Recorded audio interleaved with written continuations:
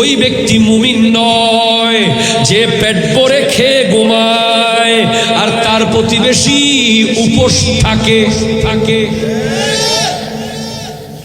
আছে না নাই? সমাজে নাই? অ্যাভেলেবেল আছে। কতজন পোলাও কর্মা বিরিয়ানি খাইয়ে ঘুমাচ্ছে আর প্রতিবেশী উপোস ঘুমিয়েছে। এই যে শীতকাল, আপনি দেখতে পাবেন এই শীতকালে অনেকের ঘরে এত কম্বল আছে যে কম্বল আর কোনোদিন প্যাকেট থেকে বের করার প্রয়োজন পড়বে না। কারণ যেগুলো আছে ওগুলো এখনো পুরাতন হচ্ছে না, ছিঁড়েও যাচ্ছে।